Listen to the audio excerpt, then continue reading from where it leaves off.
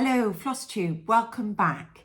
This is a special edition of Flosstube where I'm going to not do my normal whip coverage, I'm just going to be talking today about the treasures from the attic, my trip to Symposium in Phoenix, Arizona, and also trying to get through the 2024 finishes that I've done. I thought I'll put those into one sort of episode and then come back to you before Valentine's with my normal regular Flosstube update. So I hope that's okay. There's an awful lot to share, so I'll crack straight on with the trip to the attic, which was incredible.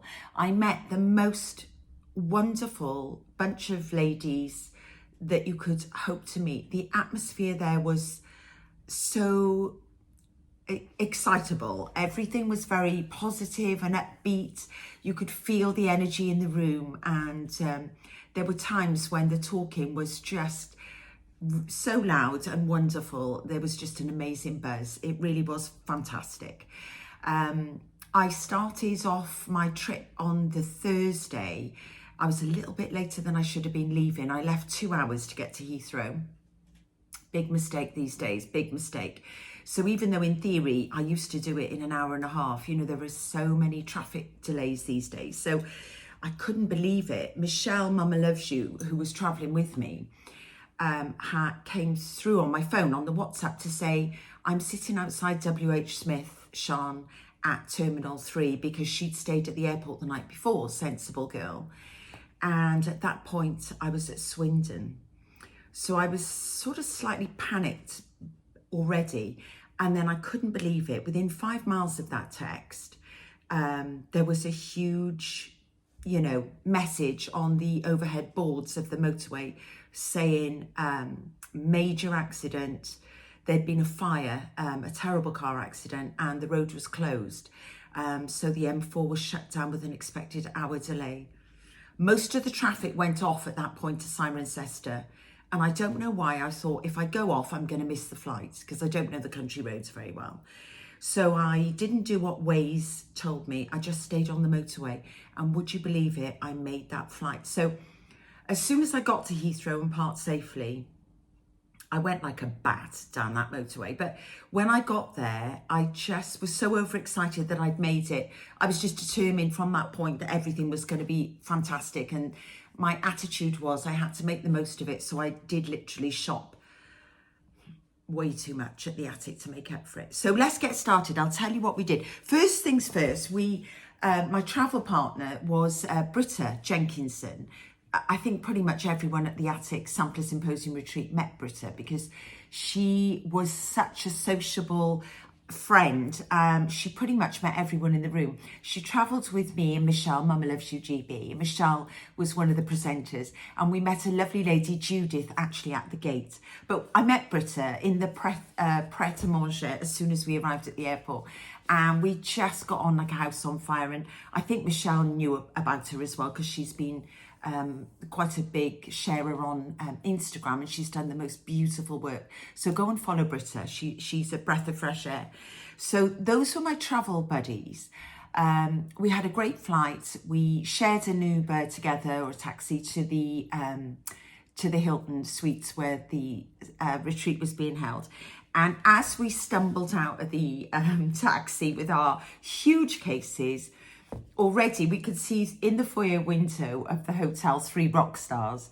I mean, honestly, it was like meeting famous band members or something if you were a kid, I suppose.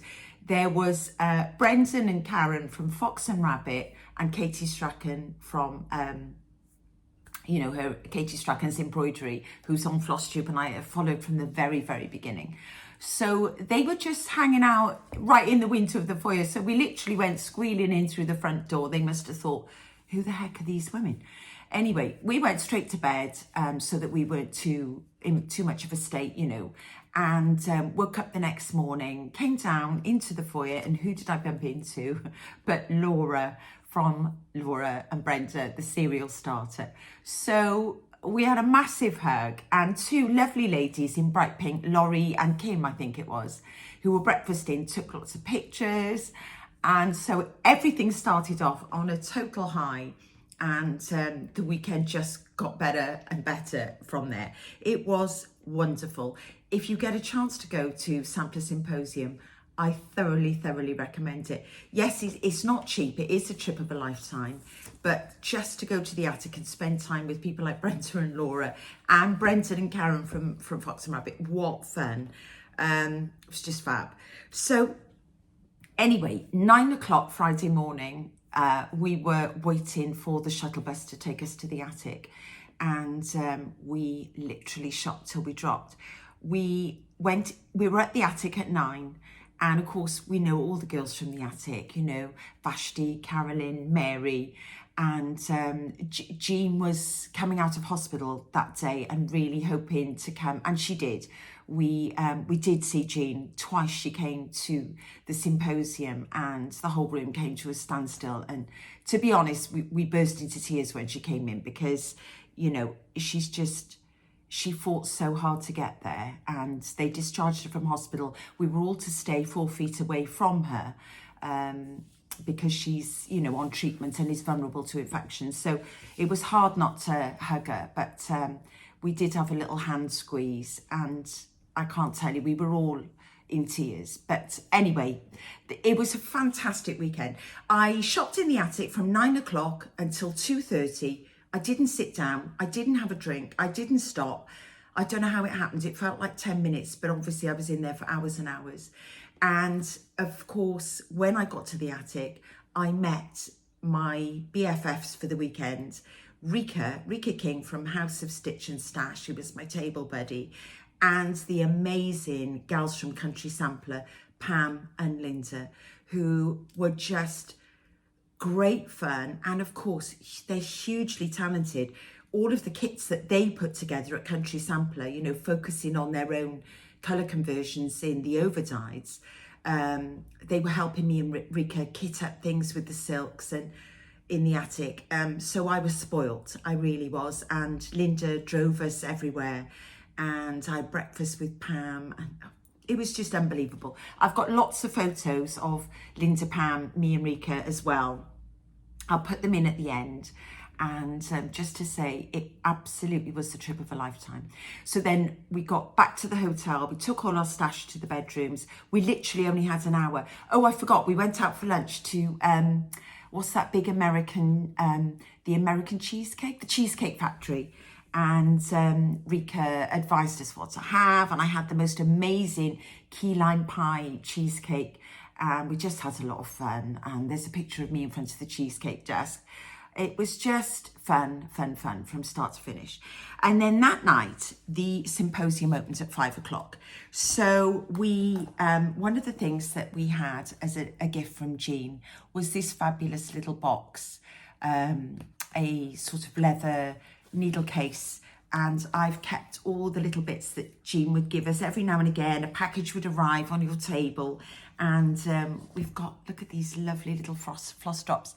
I just thought these were lovely. Jean hugs. Some things are just precious. And those are lovely. Lots of little things. The clover clips, the little star, you know, threader for pulling your little short bits when you've played thread chicken at the back of your stitching. A lovely little attic needlework, needle minder in the leather.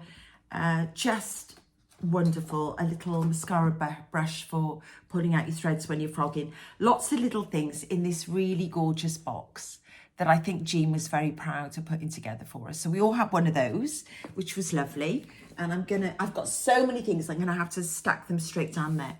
So 5 o'clock it opens and we went in, and the first talk we had, and in this bag that we had on our desk for the Sampler Symposium, I've put all the charts that we were given from the symposium. So I'll try and pull those out so I go in order and don't get too muddled up. And Vicky and Megan from Needlework Press opened the evening with their fantastic presentation about Mrs. Ventum's boarding school samplers. And this was so interesting. I'd never heard about Mrs. Ventum before, but just to give you a taste, there are less than 10 surviving samplers from this school. And, well, only 10 have been identified. And 2 of those are in Vicky and Megan's collection. I think Nickel Apartment's got one as well. So that means there are 7 out there. And Vicky gave us this fabulous chart of Anna Maria Barfoot, 1804, with all these exquisite little animals on the farm. And the theme of all of these samplers is the animals and a very, very similar farmhouse.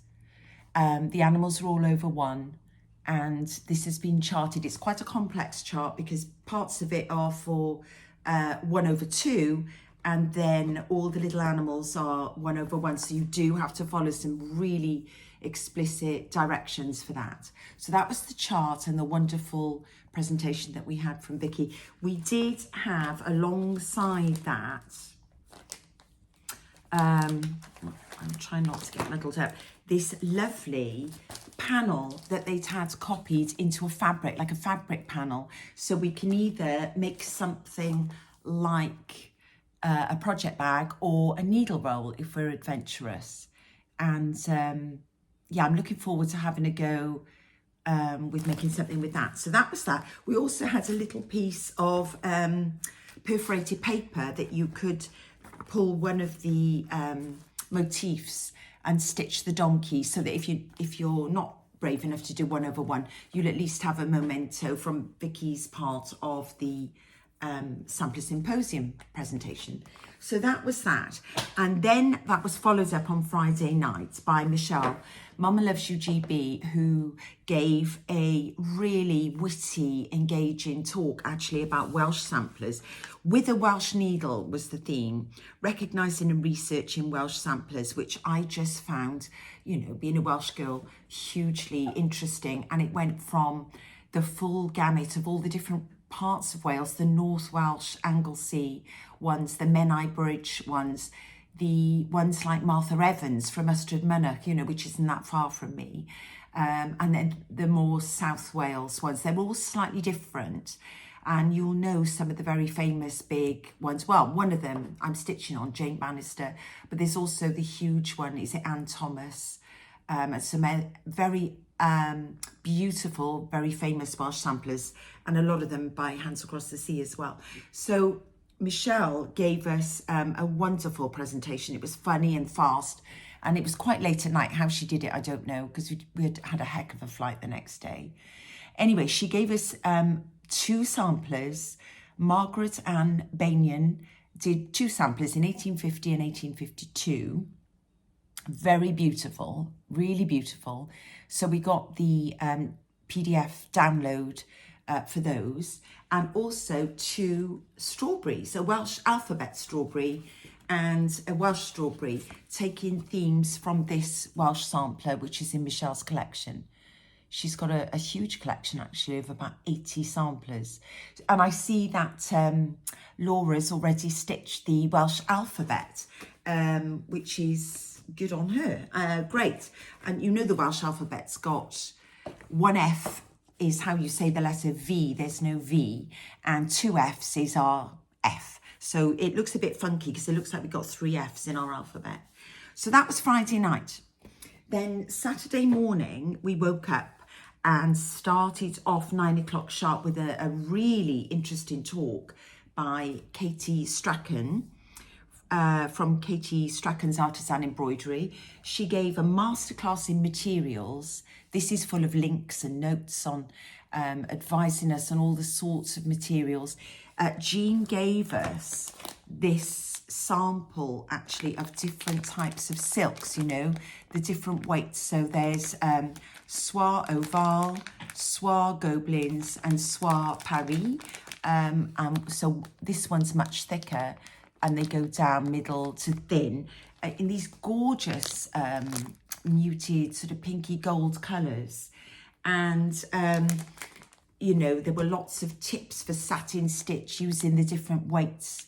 So that was lovely. I'm going to put that back in my box from Jean. And then this lovely little talk about accomplishments, and look at the embroideries there. And particularly interesting, it was that how the girls had to get approval of the funds to fund their work back in the day. And this little girl, Mary Best, had written in onto her sampler on the back the letter from her father. This is what he said to approve the costs for it. I approve of it, and so I shall of anything that is good and virtuous. Therefore, learn in God's name all good things, and I will willingly be at the charge so far as I am able. For I admire all accomplishments that will render you considerable and lovely in the sight of God and man. So that was Sir Edmund Verney writing to Mary. And then she'd written on a sampler, John Best, my father, dear paid for this.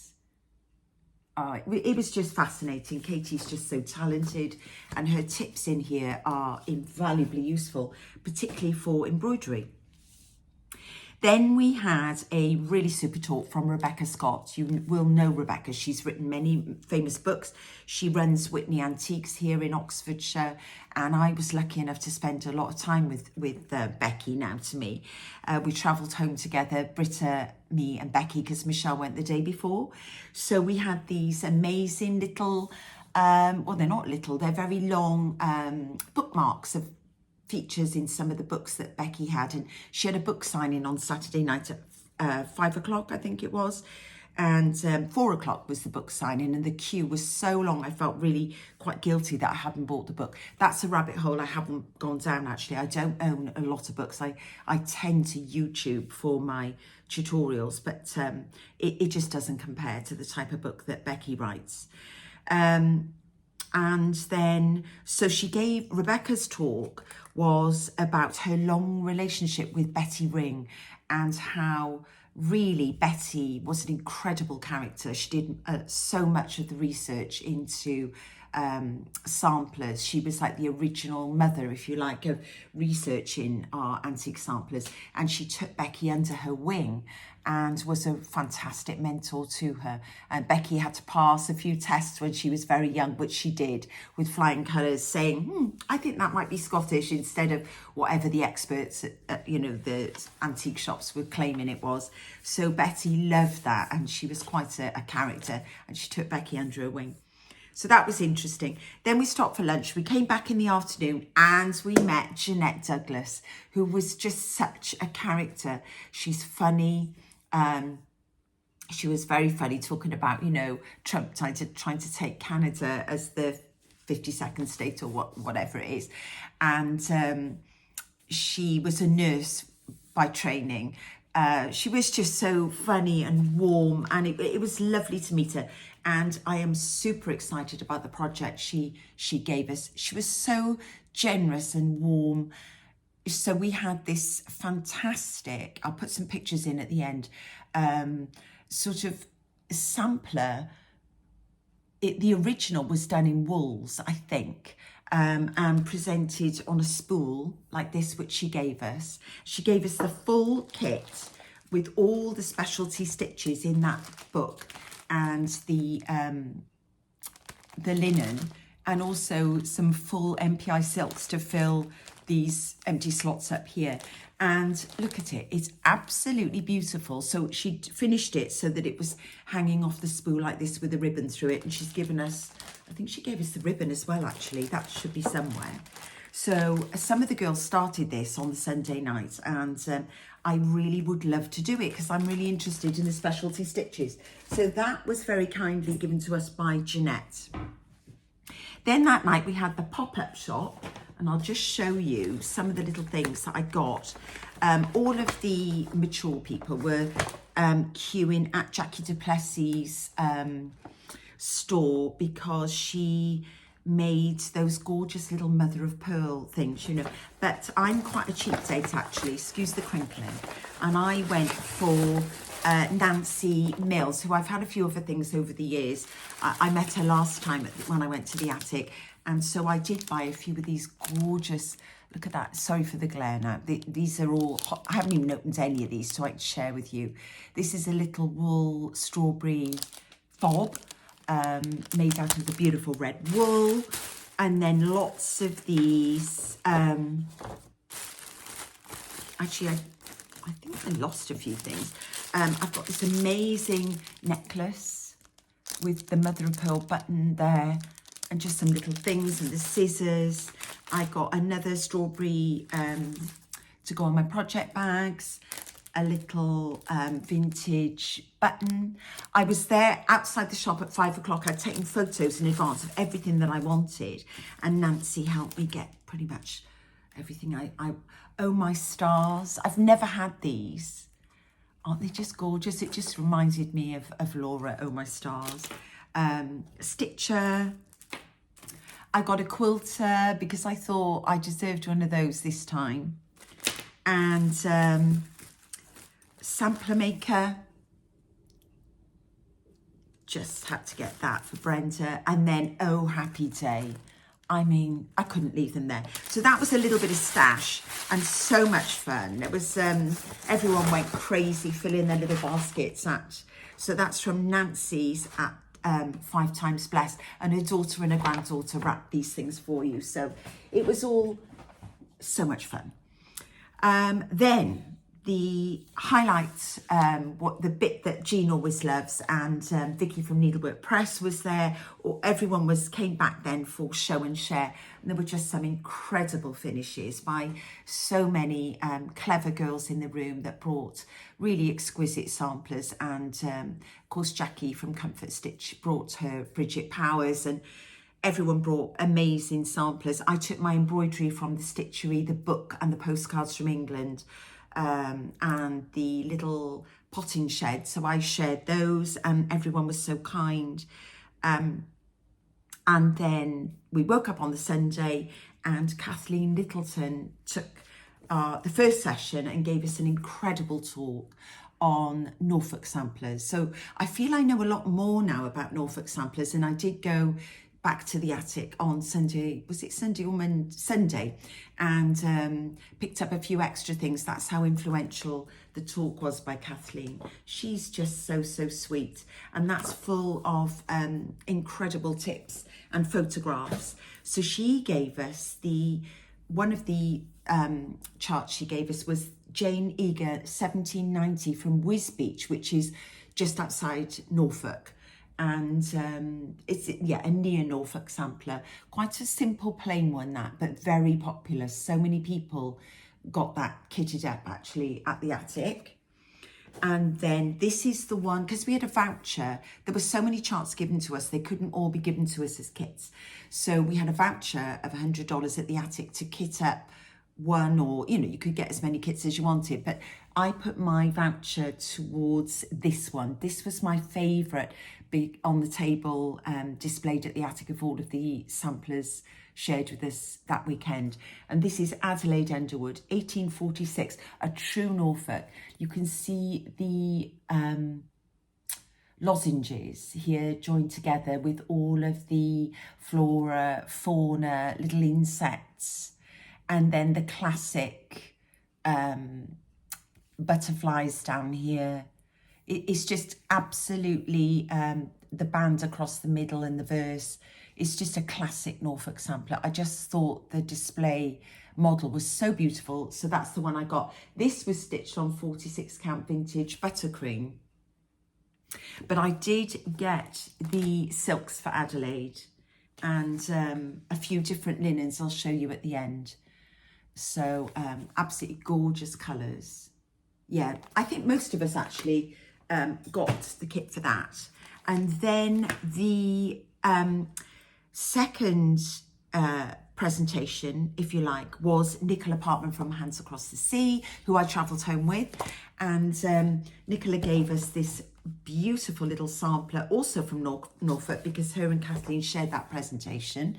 And this was Barbary Butcher, 1802. I think she was very young when she stitched this. There were only 7 overissoirs, so I did pick up the silk pack for that. It's very, very pretty, very busy. There's hardly a piece of that linen that isn't covered with silks here and there. So yeah, that was really lovely. Barbary Butcher, a very unusual name. So we got that. Then Nicola kindly gifted us Susanna de Carl, a little mini 1850 red sampler. Isn't she so cute? And she told us the story about Susanna. What a posh name. And we, yeah, and then we had, at Show and Share, we had a little chart from, I can't really share it from, but from Mrs. Flossie, who hosted and encouraged everyone to get up and present for Show and Share. I must admit, I do these floss tubes and I don't feel at all nervous, but when the microphone goes around a room of 240 people, I just honestly get absolutely petrified. And Rika made me do it. I would never have done it. I didn't, when I went the last time, I couldn't get up and share. And sorry, I forgot to share that Nicola gave us this card of Barbary Butcher and her new Jessie Challoner, which is an exclusive at the Attic right now. This is the bright colour version. There's also the muted, and I'll show you that's what I bought. So these were the things that were gifted to us. You can see, can't you? We were just absolutely spoilt. And so that was the Sampler Symposium agenda. And I took the Attic newsletter notes with me. So that was everything that we were gifted or given, you know, at the symposium. And then on the Monday, we had the option of taking a Jackie du Plessis workshop. It's finally finished, which was that incredibly detailed, absolutely stunning, the Carmen sampler, but it would be a lifetime's work. So I thought you can't do everything, Sean, and it was also almost as much as the cost of the entire symposium weekend. So I didn't take that class.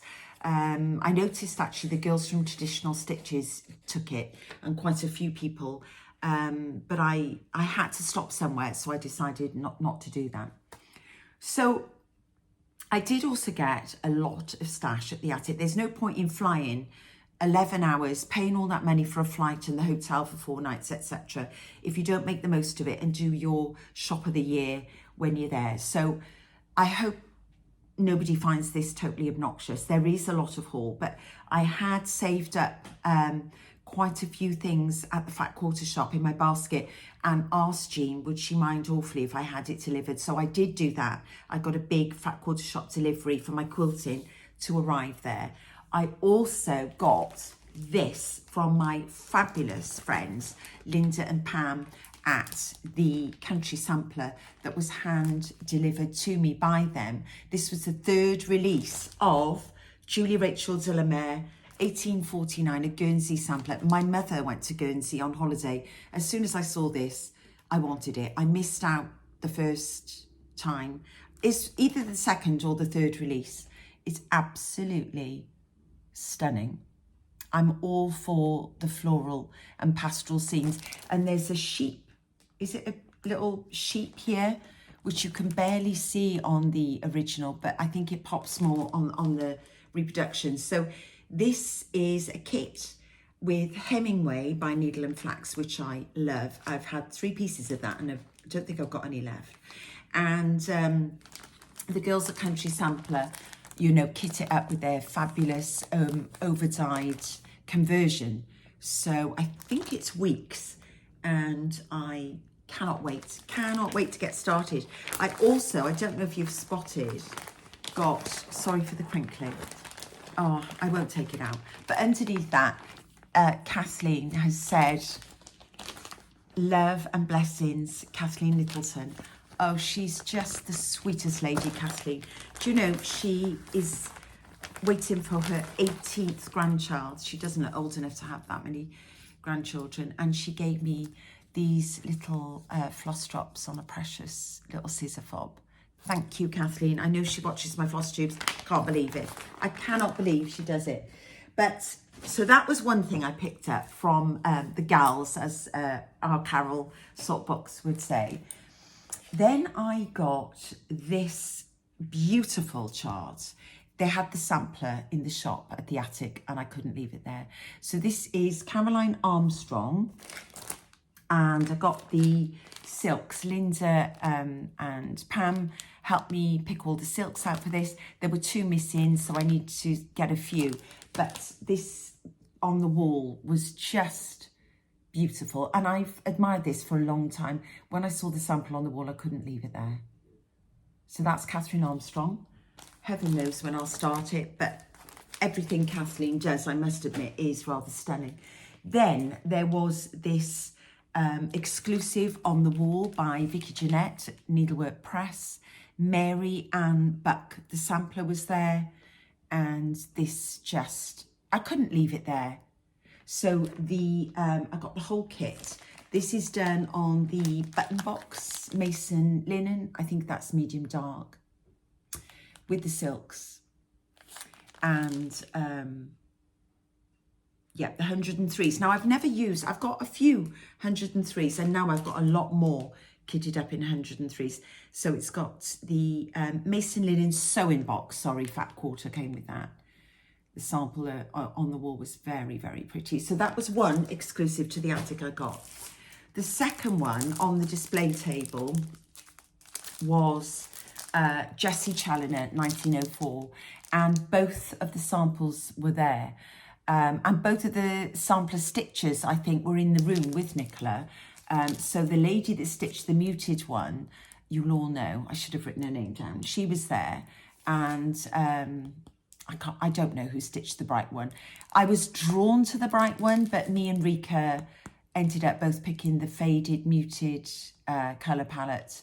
I'm not sure why now, because I love that, but you know, you have to make a decision. You're queuing at the till. What does one do? And then we got the little lovely magnet, you know, for your needles. It's turned around the wrong way. I also bought the little panel of the bright version that was available with this on the display table. I'll put a picture in at the end. So I could have make a little project bag if I get round to making Jessie. Oh, and Jessie came with the fabrics cut. This is also Mason linen, and I just got the 40 count, and I think it's just a little, this must be a fat eighth because it was only $23. So that's the fabric that was on the table that Nicola had suggested be used with that. So I need to keep those together and not get muddled. Then, and that's the silks. We bought the silk pack for that. Me and Rika got the muted colours. Very pretty, but wow, that was quite expensive, that pack.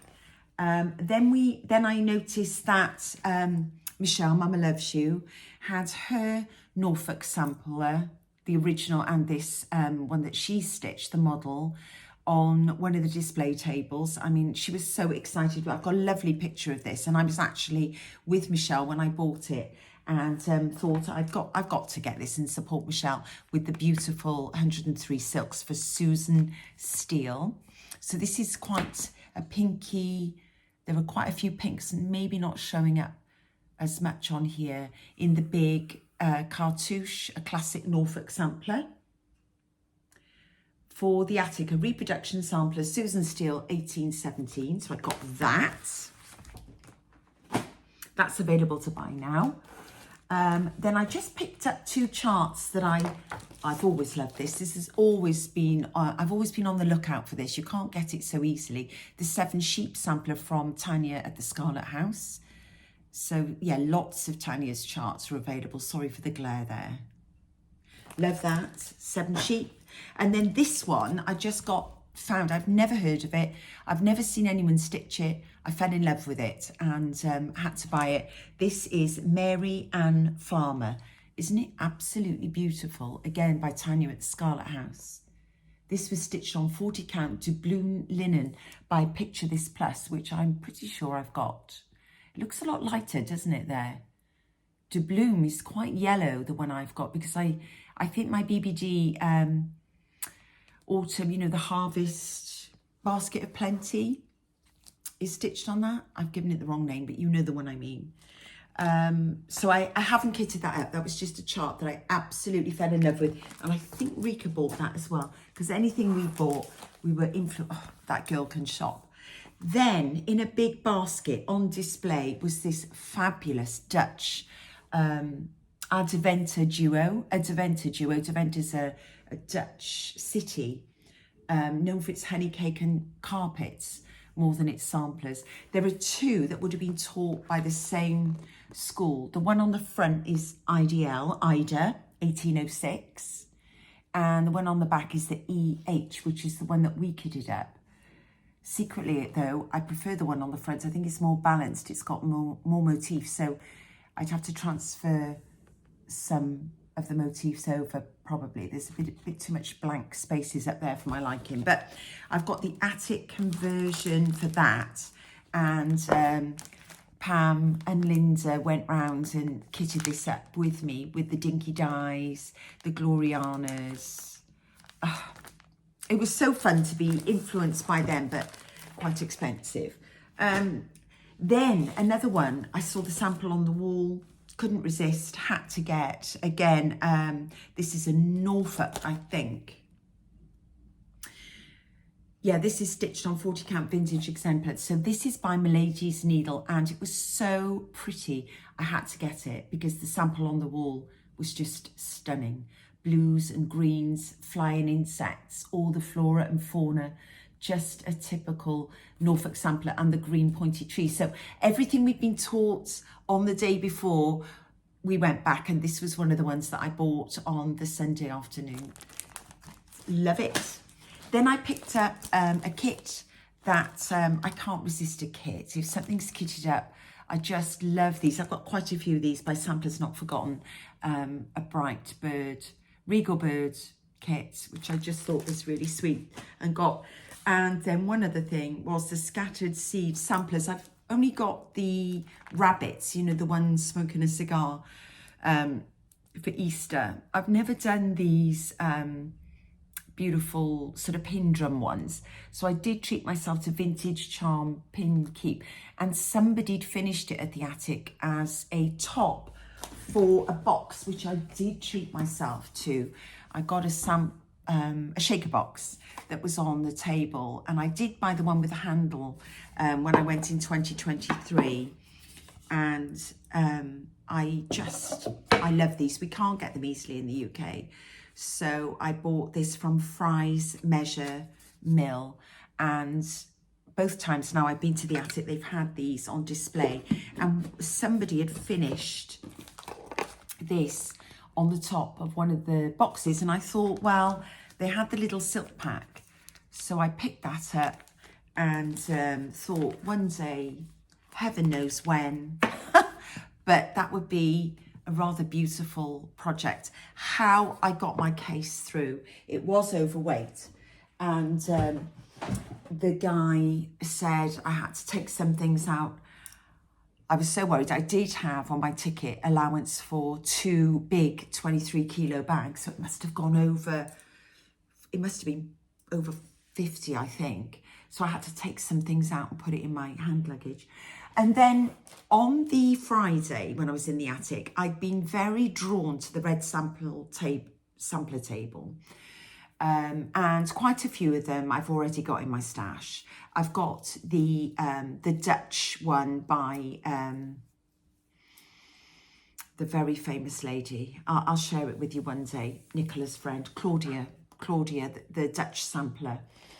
And quite a few of the little Hands Across the Sea. I think Louisa Coulamore I've got, and she was on display there. But I was drawn to this chart by Cozy Egg. I don't own anything by Cozy Egg. Is it Rebecca? I'm not sure. And then I couldn't believe it. That night, a lovely lady that really looked after me called Sandy. You'll all know Sandy. She knows everybody at the attic, and she's there a lot. I think she's from Utah. Sandy showed me what she was stitching on. And it was the Cozy Egg sampler that I'd been going back to time and time again. And I thought, Sean, you can't have another red sampler. You've just got too many, and you can't have everything. So I stopped myself. But then I saw Sandy's conversion and her progress on it. And I thought, right, that's it. So I went back with Rika and Pam and Linda on the Sunday to the attic and I went straight to the red sampler table and I picked up this stunning 15 Friends red sampler. It was there, the model was there on the wall, and of all of them, it was the prettiest. Jane Anne, 1871. What I love about this, it's part of Cozy Egg's legacy collection, but it's called 15 Friends because there are 15 numbers, I think, on this chart.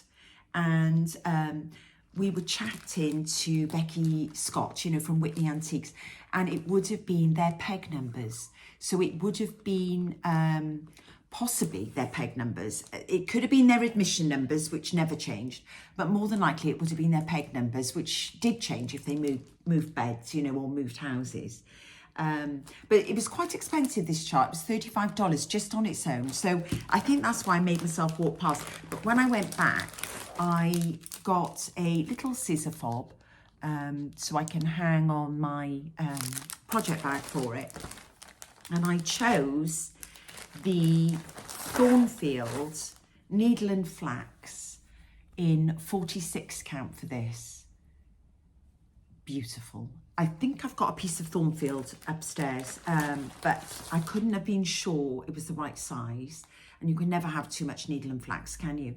And also the Verissoir colour I picked was 305. So it's going to look more like the original sort of browny red on the back. She had kitted it for the 523, which is a rusty red. It was completely out of stock.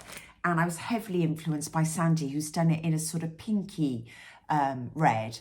And so I got quite brave and really into it under Pam's influence from Country Sampler and bought this. I bought 8 spools, I think, 2, 4, 6, 8. And Vashti was so helpful and was pulling them all out for me, and so I got this kitted up. I am super excited, and that's why I thought get on and do this video so that I can take it all out of the plastic and get it in a project bag. I just put a few stitches in, you know, I really am keen to start that one. The Jeanette Douglas one really excited me.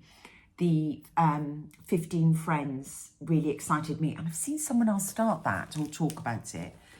Anyway, a couple of other little things I picked up while I was there was some Brenda Gervais that I didn't have in my collection. PA Dutch Pin Keeps, mini ones that I've not seen before. Spring in Baltimore, which I've not seen before. Collection 1, a sampler petite with these little strawberry ones that I'm just always drawn to Brenda's. Have I done Summer at Cherry Hill? No, I haven't. Should I have bought that? Absolutely not. But you know, when you're in the attic, honestly, you get carried away. And when you're with Rika, she's such a good shopper. And I just picked up a little Christmas one I thought were just darling. Who's this by? Stitches by Ethel. Don't think I've got anything by her, so that's nice to get something new. So those were the charts I got. I did, obviously, when you walk into the attic, you can go right to the tables of displays, you know, the red sample, that's what you're drawn to. But what I do is I go left straight to the linen, because sometimes when they have an event like this on, they will have little cuts of Lakeside. And so last time I got a small piece of vintage Meadow. This time I got a small piece of vintage Sand Dune. I only got a fat quarter and it was only in 46 and 36. And bearing in mind, this is the first thing I put in my basket. I said to Vashti, I'll go for the 36. By the end of the trip, of course, you know, I'm practicing on 56. So that's how much your trips to the attic can influence you. So what gorgeous linen. Not sure what I'm going to put on it, but I will put something on it. So that's 36. Then I got a piece of a small fat quarter or a square quarter of 46 count Lakeside Bisque, which is just pretty. Really pretty, neutral, gorgeous for a sampler, red, or any other. So I was very excited about that. Then Jodie, Trixie Tricycle, I'd wished she was there this year because I know she's been before and she's a big friend of Laura's and they have a lot of fun. So hello, Jodie. I don't know if she watches my channel, but they had a collection of Jodie's linens and I've always wanted to try these. So I got Cedar River linen in 40 count. I got a fat half of Overcast. Just of all the ones, there were 3 or 4 neutral ones. There was Tephra, Overcast. Anyway, this is the one that I absolutely loved and just thought was the most neutral with less green, if you like. And then I was really brave and picked up Arboreal. And I got a fat half. Isn't it just fabulous? It's like a dirty green, like a sort of rusty penny, a rusty nail. It's brown and green. And I thought, I know I've got that beautiful green linen from Swan Bay Fabrics, but as this was here and it was just made for a peacorn, you know, scarlet letter, a peacock, unicorn and a badger, I couldn't leave it there. So I've got that as well. So I've got options now. I think this is going to be quite hard to stitch on because it's so dark. I struggle on dark fabric, but I just couldn't leave it. That was so stunning. So let me line these up so they're in colour order. At the end I'll show you. Then I got a piece of Hemingway, which I've always running out of, by Needle and Flax in 40 count, stitches half. Then I got Thornfield, which is just fabulous, lighter and just great for samplers with all that mottling. So that'd be really nice to try one of the samplers that we were given at the weekend. Then this one is one of my all-time favourites, and we can't get Fox and Rabbit so easily. They had a whole table of Seraphim, a whole table of Fox and Rabbit, a table of Needle and Flax and a table of Jodie's, and then just, I honestly was lucky to get the Lakeside. There were just 4 pieces of it and I got 2. This one is Baked Clay, which I love. It's less orange. I don't like Up in the Attic so much, but Baked Clay is more brown, grey brown. Love it, got that. And then White Clay, which I've never seen in the UK, a grey white, a little bit like Antique Lace by Seraphim, which I did Regina Habel on. So again, a great neutral for samplers. So, and then a last little thing I picked up was an odd scrap by Black Striped Toweling for BBD, Tiny Pumpkin Pin Cushion. So just a scrap to finish that. And they had the little sample in the shop. So that goes down one side and you wrap it over and make your little pillow. So I just couldn't leave that there. So that was kind of cool to go in my finishing drawer. So these are the linens that I got, the array of colours. I think you'll agree, just an amazing selection. We could have gone mad. Well, I did go mad. But compared to some of the other girls at the till, I wasn't too bad. I was a bit naughty, actually. Okay, that's my shopping at the attic. Anything else? Yes, I wanted to tell you. So I've got this lovely little notebook. I kept my ticket and put it in the front, and I wrote down, these were the Flosstubers that were there. Brenda and Laura, I'm putting loads of photos in at the end. It was pinch me amazing for meeting women that you feel you know because they're running Flosstubes. Rika, House of Stitch and Stash. Michelle, Mama Loves You GB. Kim Goldman, Contented Needleworker. Roberta, The Sable Stitchers. Anna, Stitch Roadie. Katie Strachan from her embroidery school. Brenton and Karen from Fox and Rabbit. Susan Stanley. Stitching Gem, who was actually working in the attic, kitting up things all weekend. Hobbies of Holly, who it was so nice to meet because she's in the middle of her house move, isn't she, and not on Flosstube so much. The girls from the attic who've got a Flosstube, Jean, Carolyn, Mary, Vashti, and the girls. Nicola Partman and her friend Terry, and of course Linda. We flew home with Linda. Jackie, Comfort Stitching. Julia from Jules Darling. She was such a sweetie. I've got a picture of me and Jules, and on the last day we stitched together in the foyer in the big armchairs waiting for our lift back to the airport. I met Ray Niles from Red Barn Samplers, who is, well, just the most wonderful lady, super intelligent. She, at the Great British Sampler Weekend, gave the best presentation in my mind. You could tell that she was like a vice president at Apple. She just runs things and has an air about it. She was there.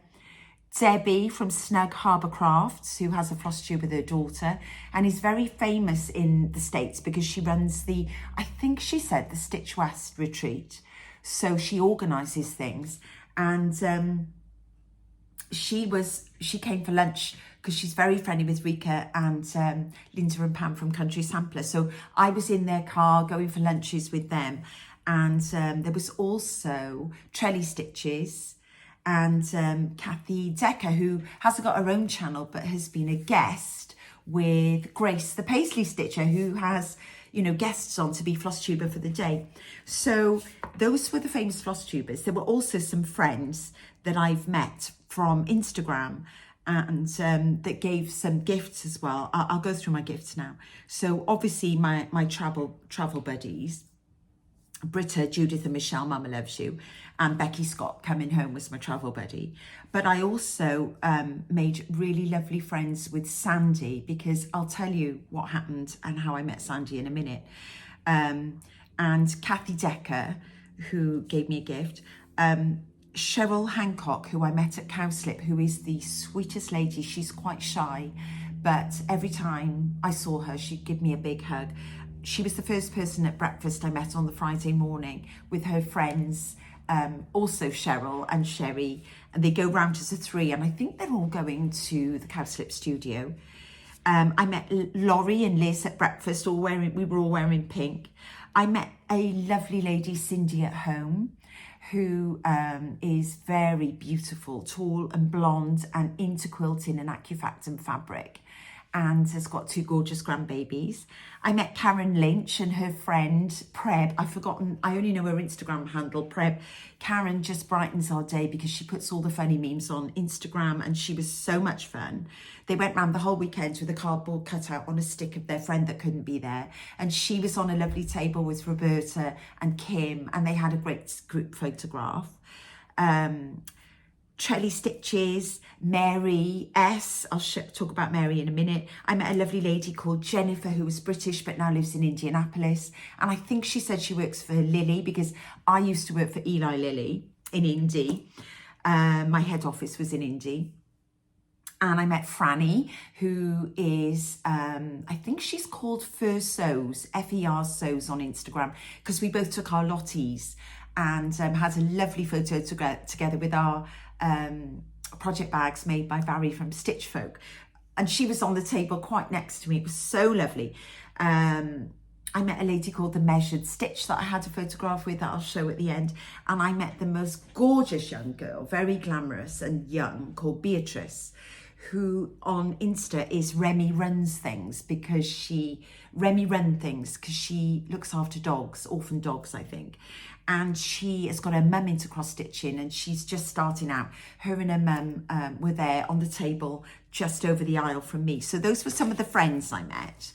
And then on that note, I'm going to talk to you about some of the gifts that I very kindly received. So first of all, I must tell you, on my birthday, I won't share any of my birthday photos down at the Newt. I'll put that on my Flosstube before Valentine's. But on my birthday, I got a message from Vicky Jeanette saying, happy birthday. By the way, are you around on the Monday, or are you going to the Jackie Duplessis workshop at Sampler Symposium when you come over? And I said, no, I'm not going to the workshop on the Monday. You know, it was just, I couldn't afford everything, so I didn't. And she said, would you like to come and visit my workshop? Well, it made my birthday. I was squealing and screaming, saying to Phil, I don't believe it. You know, the Needlework Press, Vicky, has invited me to visit her house and workshop. And Sandy, who is Whispered Stitches on Instagram, came to meet me in the hotel to pick me up, and Britta was invited as well, to go and visit Vicky's workshop. So she picked us up at 10:30 and she drove us. And we were so fortunate that Nita, and Nita's surname, where's Nita? Nita Brick. Anita Brick is very well known because she teaches, she's taught at the Attic. She has run a stitching guild in the States. I think it might be the Orange Coast Guild she was running. And she wanted to meet me, and basically we had lunch together. There were a group of 14 of us, and Nita took a little workshop at Vicky's for us on decoupage boxes, and we sat and made, with the most incredible group of talented women, I can't tell you. It was just like, it just made the whole weekend so special. So on the Monday, Vicky gave us a tour of the house, told us we could take photographs, wander around her house aimlessly, looking at her treasures. It's like a museum. In fact, I've been to museums that have got fewer treasures than Vicky's got in her home. She opens up her home. We went to her workshop, and Nita gave us a lesson on how to do this darling little decoupage box. Provided us with all the papers and the old dictionary. I mean, look, this is taken from the sampler that Vicky gave us on the first night, a paper copy of the strip. And then we grunged it up with a little ink pad at the end. So it's all sort of a grey blue. And wasn't it clever to put the strawberries? I picked that and thought it was so cute. Anyway, we made this. I had lunch with Nita. I had lunch with Nita's two friends. One was called Linda, who's one of Mary Cox's best friends. And a lady next to me, I think she was called Judith. It was one of the most precious days of my life.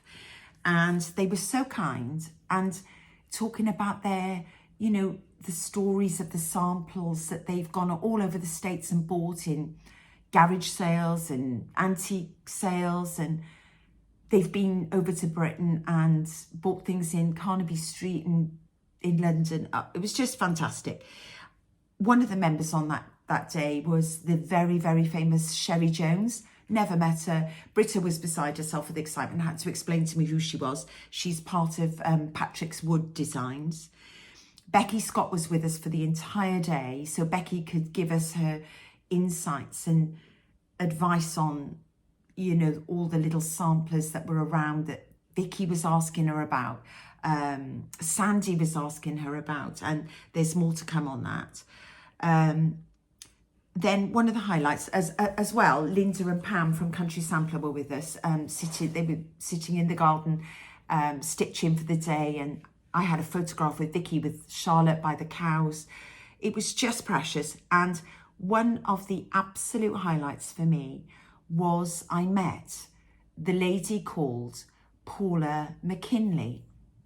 Now, you know, when you're just drawn to somebody when you meet them, the minute she walked in the room, she just had this air about her. She was fun, engaging, beautiful, and hugely talented. I'll show you who she is. I had a photograph with her. One of the things I ordered to be delivered to Fat Quarter Shop was Laurie's. You know, I love everything Laurie does. I wanted to order the book. I ordered the kit to make Prairie Home with the limited edition kit. And I met the lady called Paula McKinley, who is listed on the front. She's thanked for piecing Laurie's quilts for this book and for many other Laurie's quilts. She did the bonnets, she told me. We didn't stop talking. We went for lunch. She sat by me when we made our decoupage boxes. We just hit it off, and she lives in Utah, and anyway, she's traveling to the UK soon, and she's going to look me up, and I hope she does give me a ring and we can meet up. She was just a wonderful, interesting, super talented lady. And she designed a panel for the back of her denim jacket because she's so cool. Her skirt was handmade by her in a limited Liberty fabric print with little yellow pears all over it. And she got her hands on that material before Liberty had even released it. And people were saying to her, how the heck did you do that? You know, and she was like, well, she walks into Riley Blake and can pick anything she likes and work with Laurie Holt, you know. And she had done the Laurie crocheted US flag to stitch on the back of her denim jacket. I've got a picture of it. She's just cool, you know. I think she's like 15 years older than me. She looks younger than me. She's just amazing. Anyway, some of the gifts that we had from Stitchy Friends included some little gifts from Nita, Pinch Me Now.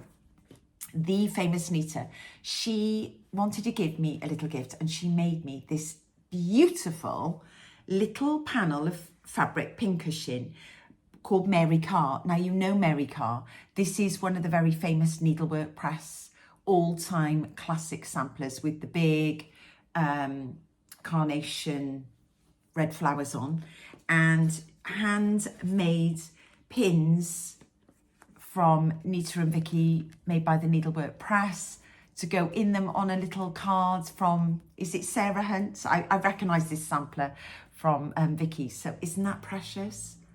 So sweet. So I had that.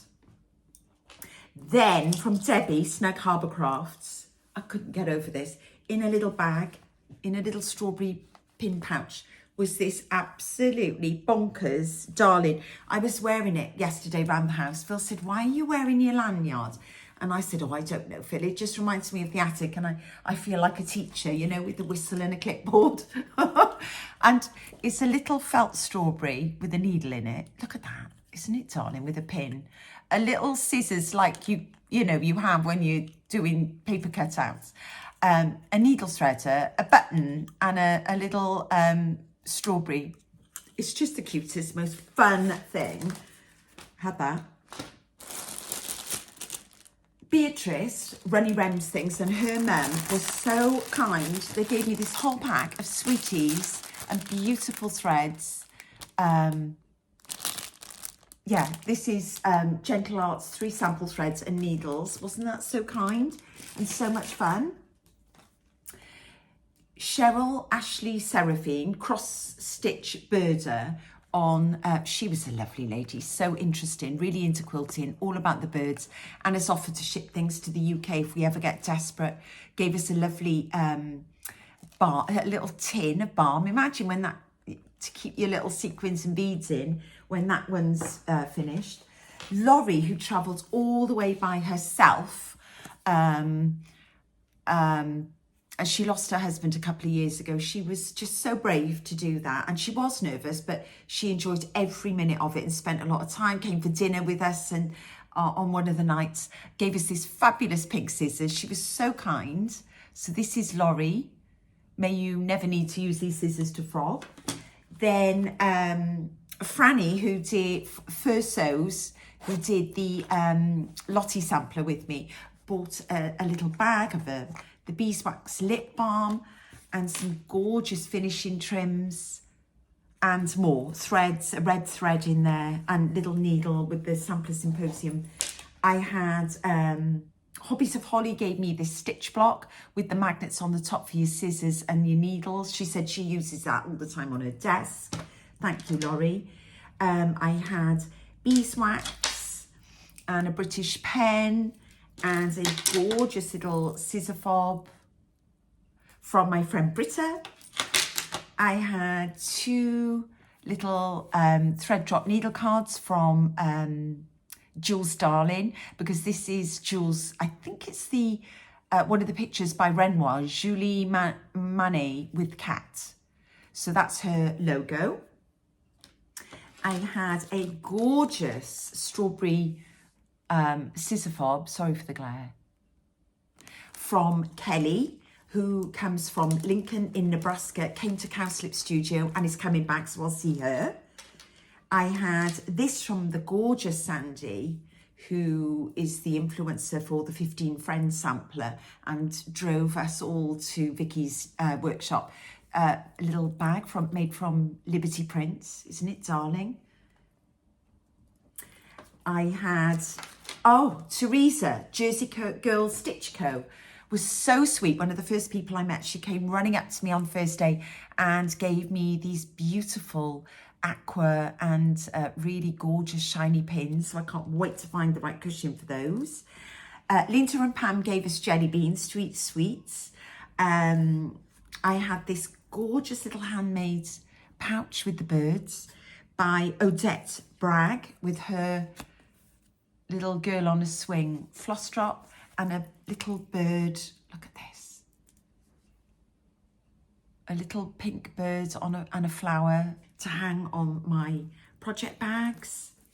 I had this little perforated paper keepsake from Carrie Barcroft, written on the back to memorise. I'm probably going to use that, you know.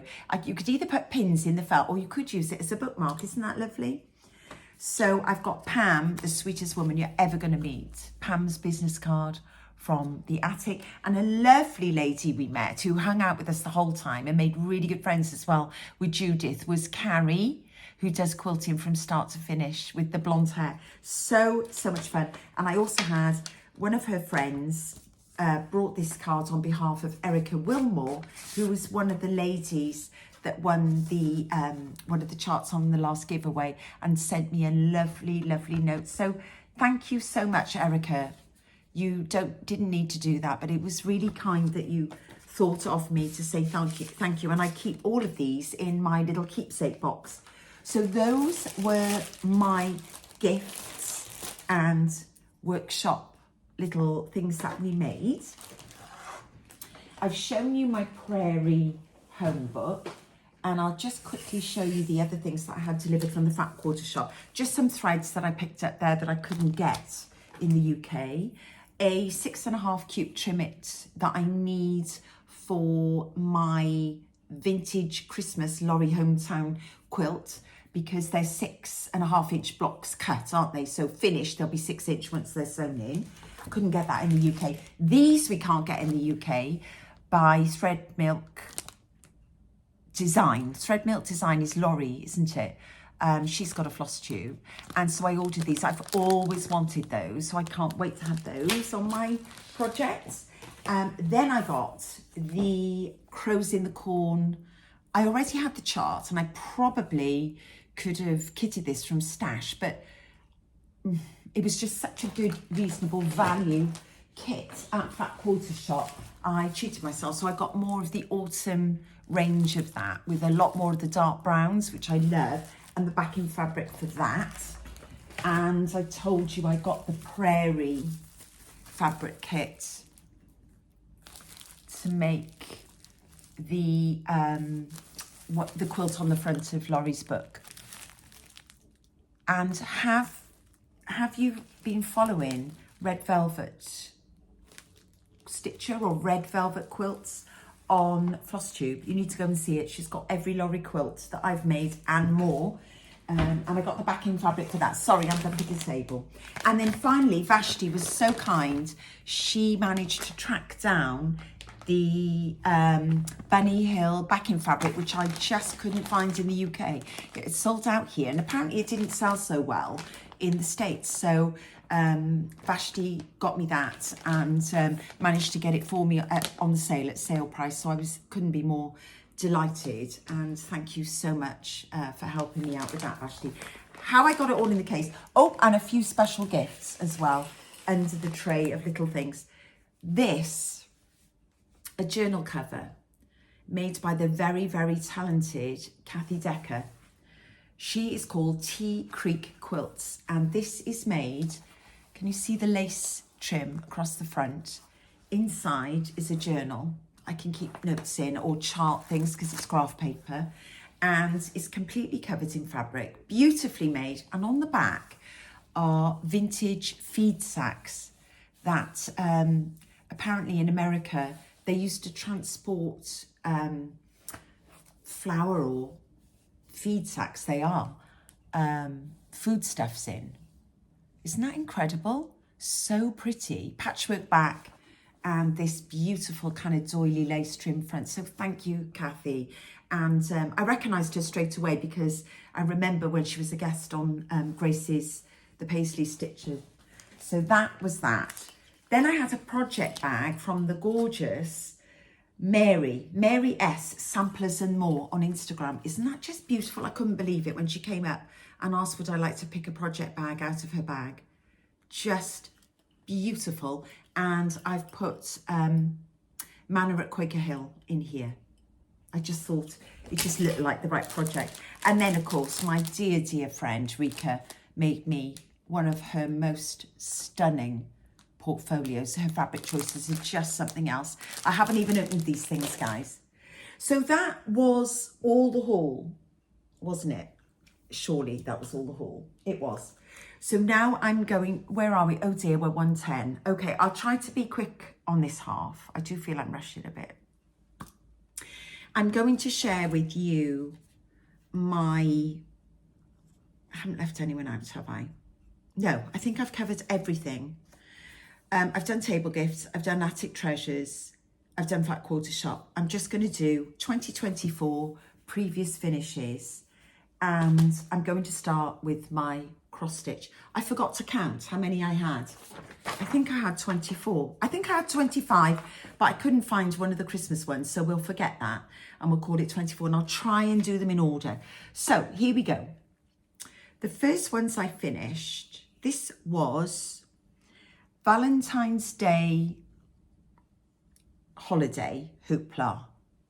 Yeah, not all of the words are showing on my Excel sheet. This is by With Thy Needle and Thread, Brenda Gervais, with all the called for, 36 count winter brew, a little bit of padding behind to puff it out in one of these hoops. When I come back next time and show my Valentine finishes, I haven't got many, I will put down the manufacturer of that hoop because it's British. She covers them in Liberty and Tilda fabrics, and they're really lovely. She does painted ones as well, and the back, you can buy the backs to hide your work. So I thought these are really cute. This is the tiny size, which is just perfect. It's the only holiday hoopla I've done. Finished it on a ribbon, and I hang that, you know, just round somewhere. I just think it's the cutest thing. Look at her lips and cheeks. Love it. So that was the first finish of the year. The second finish was Hands Across the Sea. Oh, sorry for the threads around the edge. I need to crack on and frame these things. They've been sitting around, not one of them is framed. This is Margaret Doyle, 1850. It was Hands Across the Sea sampler, limited edition at Kitten Stitchers, Teresa Vignette, Shakespeare's Peddler's Shop. And this is stitched on 40 count Fox and Rabbit Eureka. It's gorgeous. It's like a yellow cream. It just suits those. I can't tell you, this is done in DMC. That was like a luminescent red. In the hand, it looks awful. You think, well, I'm not going to put that. But on that yellow, it just knocks it right back. Just cute. Love it. So that was that. A. Robson. Then I did the Freedom pin roll. This is by Plum Street. Patriotic pin roll. This is on 40 count, lined with a Nordic check. 40 count Fox and Rabbit Saltbush, one of my favourite linens, really dark, grungy grey. And I just stitched it, and the BF for Benjamin Franklin, isn't it? Where freedom dwells, there is my country. Just love that. Absolutely love it. Yes, it's patriotic, but I told you at the time, I'm into that. All my head offices used to be American, so why not? Then I was, this one, what month was this? This is Maggie May. She was stitched in April. I had a real kick on the crackers. I think she must have been brand new. So this is Maggie. Absolute little darling. I wish I'd done red shoes. because Barry from Stitch Folk did the Red Mary Janes. Oh, her bow is a little bit messy, but she stays out with me on the desk. I took her to America. Did I tell you? I took her and my stitchy box. I'll show you that next time. My travel stitching case.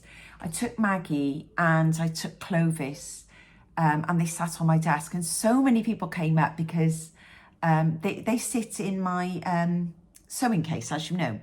So Maggie May, she's a Stacey Nash animal cracker. She was stitched on 36 count needle bling suede, which I think was the called for, and Sue at Peakside managed to get us that. I also stitched, oh, and here's a little needle case with the radish, so cute, and finished with Sandy Gervais, beautiful, can't remember what it's called, but it's something roses. Rambling Roses by Sandy Gervais, one of my favourite backing fabrics of all time. Love it. That's that. Then I did Bobbin the Mouse on the same fabric with the leftovers, 36 count needle bling suede, and he sits on an old, quite scratched bobbin actually, with the little thread going through the eye of the needle. Very sweet with the apples. And I didn't do the little thing on the side. Was it a little apple needle, but to go with that, I thought, no, I've had enough now.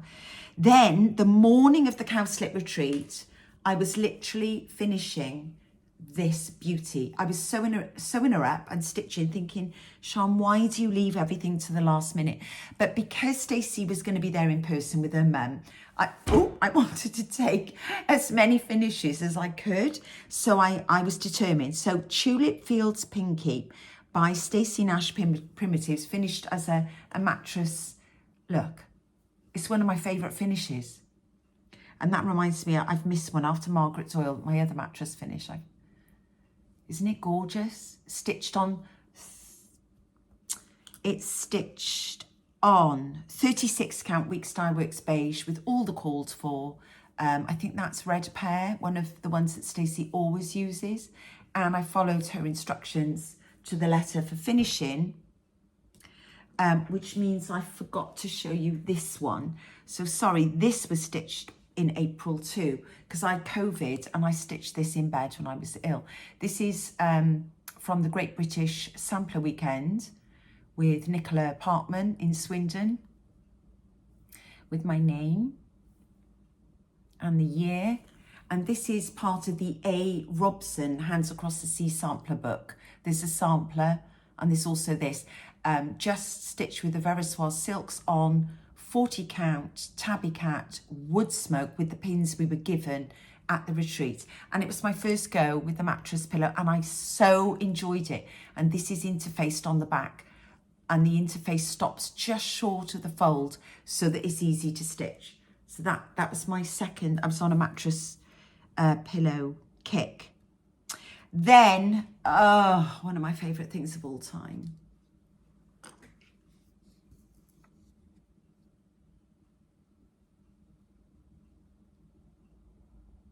Honey Berry by Erica Michaels. This has to be the most exquisite thing I've ever stitched. Are these Smyrna crosses? I've forgotten what you call them. In between the honeycomb in silk with the Weeks thread in between, outlined in Weeks curry. Topped with Weeks Dye Works whiskey and snow wool with a little pin holding a little bee charm I just picked up somewhere, Amazon or Etsy. And this says, gather honey all the day with a little bee skep at the bottom. It's 1/1 on 40 count silk gauze that came with the kit. It was a challenge because I started with the bee, which was probably the hardest bit, and I should have started at the top. But once I did it, it was so hard to make up. But once I've done it, I think it's one of my proudest finishes. I should have taken that. These are the sort of things that it's easy to take when you're traveling for show and shares. You know, I should have taken it. Then Stitching Calms the Soul. This little shepherd's bush kit that came back from market last year with Sue from Peakside, and the bag is made. It's got the cute little fabric trim, and I stitched that in the car, taking Topsy back up to uni. All the little buttons came with it. And Stitching Calms the Soul. It's great for just keeping some, you know, threads or bits of wool for finishing. So I do use that. I love useful things like that. Then we've got a Grand Ole Flag by Brenda Gervais. Finished exactly like she did, with the little buttons and the crochet trim and the little birds with the friendship stars and the date with the little tree. Oh, I just love these. I remember being quite nervous about the blue because it looked like a green teal, but Brenda knows, doesn't she? Just do as Brenda says. Gorgeous backing. I think it's Primitive Gatherings. The backing, this could be Laurie, so I used 2 different backings, and this is stitched on 40 count R&R creme brulee. So it's a really beautiful cream. Oh, I just love that. It's so simple and yet so effective. So that was that one. Then I did the Strawberry Cottage sewing roll down at the Cowslip Studio. We were given the kit. I swapped my 32 count heirloom for Needle Bling Shrekie's Tang because I could get that in 40 count.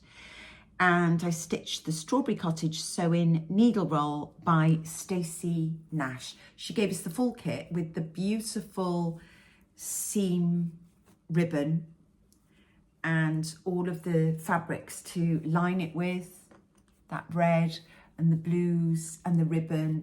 We had to do the little sampler to go inside. And this, I say this for everything, this is one of my favourite finishes. Is that not absolutely gorgeous? It was so much fun to stitch. So you've got one border coming down the side of the little flowers. You've got the roses across the bottom with the bees, the grass, the sampler, the crown, the galloping horse, I just think is beautiful. The little dog, the rambling rose, the little cats and rabbits playing in the grass with the shamrocks, and that stunning house and the strawberry border at the top. So that's Strawberry Cottage Sewing Roll. I just love that. Isn't it stunning? I should have taken that one to show and share. Closely followed by the Stitchery Sisters. So Nikki Franklin's sister Sarah launched her heirloom series of old samplers that she's reproduced and made into a sewing pouch. And this is the Cherry Garden sewing pouch, stitched on 40 count Fox and Rabbit Desert Taipan. I bought the kit, and inside she even gave you the button and the silk ribbon, and inside it's lined with this stunning French General fabric. Beautiful. So I keep some of my applique threads in there and I use it. Then I finish Summer Swan on 40 counts Vintage Country Mocha.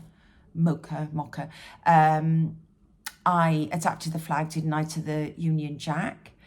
I've used all the call for, and this was by Brenda Gervais, and as soon as it came out I just loved it and had to stitch it because I forgot to bring it, but I've got a gorgeous little swan open top vase, just a mini one, so that was it. I had to stitch this straight away, and finished with a little bit of Laurie Holt. I'm pretty sure that's Laurie leftovers, and a vintage trim.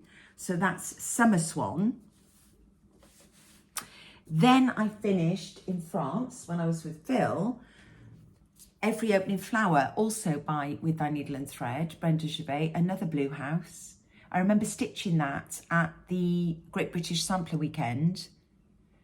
It's just stunning, but it took a long time because that vase is no joke and the house was no joke. But look at the willow tree, so pretty, and the bluebird and the bee scat, and these blue stitches filled with Smyrna crosses.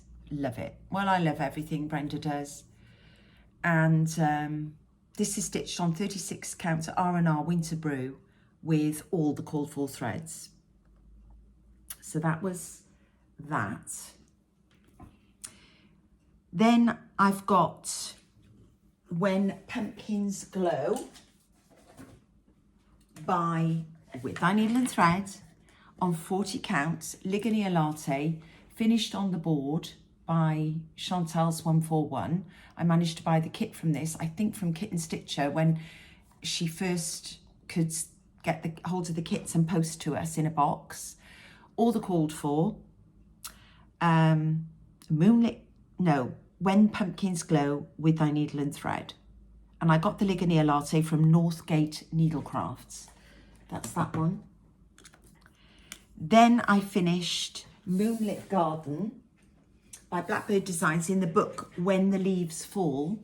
All the called for on 36 count Picture This plus Murky. It's shadowy and ghosty, but actually in good light you can read it. And I still love it. It is a bit ghosty. I should have darkened up the brown, but you know, I do love it. To everything there is a season and a time to every purpose under heaven. I just love that. It's fun, isn't it? Fun. Look at the stars. So that's that on Picture This plus Murky. Then I did Hands-On Design, Pumpkin Spice Farm. I love this. I love it. I filled it with lentils or split peas, dried split peas. I covered it in, finished it in everything she said with the trim in pumpkin, isn't it? Or sweet potato, something like that. With a cute little pin. This is on 40 counts, Weeks Dye Works Tin Roof, which was the old one, but it was fine. And the purple in Amethyst, I think, by Gentle Arts. And finished with blueberry. Just such an unusual colour combo. I love this. Love it. With some old Kim Deal, I fancy that is. Like a grungy green on the back. So that was Pumpkin Spice Farm. Then I finished Autumn Swan. Again, 40 count vintage country mocha. I wanted to keep all the swans on the same fabric. Autumn is much bigger than the summer one. And it's landscape, not portrait finish. But look at the bulrushes. Love that. With the different colour pumpkins. You can't see my patchwork very well here. But I still love it. Beautiful. So I've done 2 out of the 4. I'd like to try and get some more done this year. Then I finished Regina Habel. One of my all-time favourites, Gotta Be Framed. This is on 40 count Seraphim Antique Lace with all the called for DMCs. Just love it. Is it upside down? It's upside down. Sorry. Look at that pinky red outline, the crown at the top, the ghosty, gorgeous golds and peaches, the butterfly, the rose, the birds. There's a gorgeous pin cushion to go along with this that I'd love to do. The empty space just even adds to it. The small creatures, greys, golds, peaches and cream. Finished with that red border, all in DMC. Honestly, love that. I should be keeping those flat, guys, because they're going to crease. So you can see what my focus has to be this year. I have to learn to lace and get more. I don't know why I put it off. Then I did Clovis the Badger, didn't I? Went to Galley Bay and I stitched this on the beach. She was lying down on the sand for a photo. This is one of the British editions, so she's got the little flag on the back. Finished in my favourite Sandy Gervais Rambling Rose. Clovis the Badger by Stacey Nash. She's an animal cracker. She's stitched on 37 count Access Commodities Corn Tassel. Obviously, I'd run out of all my needle bling, but her little rose pinny is something else. Is that focusing? It is. Okay, gorgeous. There she is. Love her.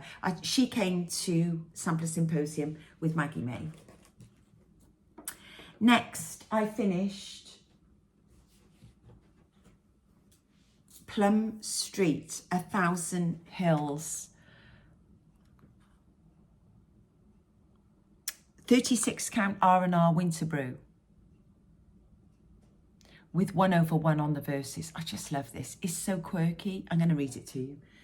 The fowls above the Lord doth know, the earth with wonder he fills. The beasts of the forest belong but to him, and the cattle on 1,000 hills. Ah, it's just the verse, isn't it?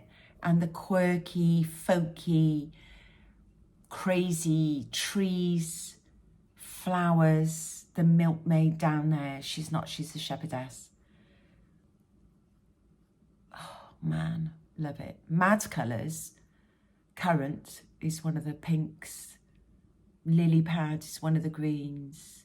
I just love it. And, you know, I've told you the story when I did my 1/1 Stitch With Me 1/1. Look at the bonkers leopard. And all the birds are 1/1. It took forever. Every bird on there is 1/1. There's a lot of them. There's one sitting on the cow's back at the bottom. Oh, I love that. I must frame it. Why am I not framing it? So those are my cross stitches. No, and then there's one more. Hang on, there's two more. I did the Stacey Nash workshop, which I've shown you recently, so I won't open it up or anything. But I went to, I didn't go to the Jingle Ball because I had my family party, didn't I? And then my dad broke his foot and all hell broke loose. But I played the recording back and followed it to the letter and stitched this gorgeous wool inside the little mouse house on the back. So love that. Gingerbread House Sewing Book by Stacey Nash Primitives, stitched on 40 count needle bling ween beans, which is very brown and gingery. And when you open my linen drawer, it strikes you how dark and gingery that is actually. It doesn't look it because the bright red knocks it back a bit, but it's very, very gingery. And then the very last one, which was a limited, it was an exclusive in the Kitten Stitcher Christmas box, was A Merry Gentleman by Plum Street on 40 count Seraphim prairie grass, because I couldn't get the called for, and this was a dead ringer match for the photo, with a rusty bell and his quilted skirt coat. So, oh, and I'm doing this as a giveaway, aren't I? This chart. So when I come back next, I'll do the drawing for that. And I'll have another giveaway. Guys, please like and subscribe. I'm so close to 10,000 subscribers. And when we get to 10,000, I'll do another giveaway to celebrate. So, yes, and his footprints in the snow. So I'm happy to give this chart away because it brought me such joy to stitch this. And a little bit of homespun old plaid on the back. Isn't he stunning? Playing his clarinet. Do love him. Right, that's that. That's all my cross stitch finishes. So, oh, and this one. I forgot this one. This was my Christmas list by Silver Creek Samplers, finished on a board, 40 count, Weeks Dye Works, Confederate Grey. And I won't read this one to you, but I mean, the sentiments on this just are Christmas for me. And just finished on a board with gingham front and back, and laced that myself. It was actually one, I'm good to finish them on a board, but for some reason I procrastinate over getting the pictures done. So that's my finishes. I think there were 24 of them, and 24 in 24. I think I started 33 and I finished 24. Some of them were from many years before. Now I'm going to show you my finishes of a floral year. These are my embroideries by Nikki Franklin, Beautiful Stitcheries from England, 2024. The first three came in this envelope, which Nikki did the watercolour for and got printed up into the envelopes. So this, you haven't never seen January because I wasn't floss tubing then. So this is January. A floral year, winter's blush. Just very briefly, this is what she says. Welcome to the first year, first of a floral year, winter's blush. This design was inspired by the gentle colours that I love for florals in winter. Soft blush pink and peach with a pop of colour to contrast. This is stunning.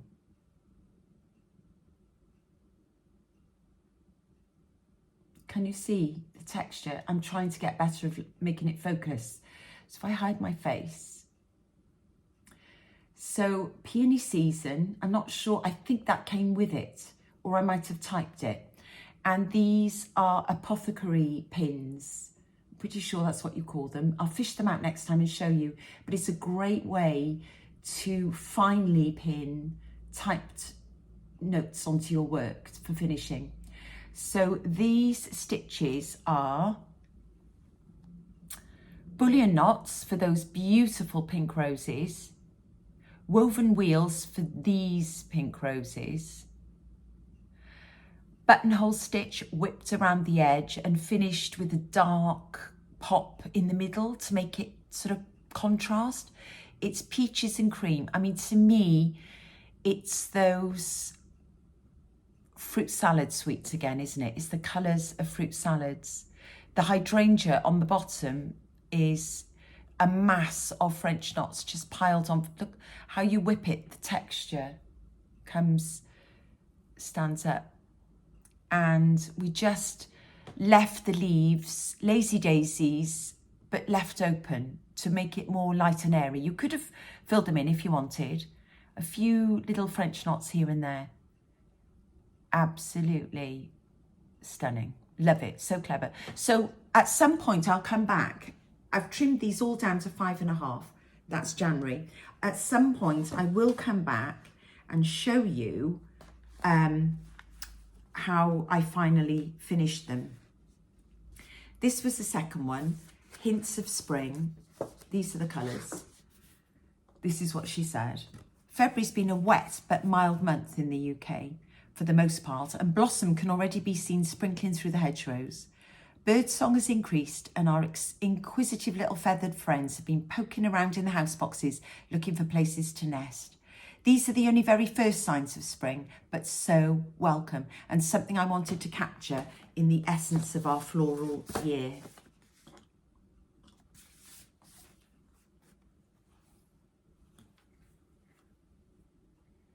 So here you start with the branches in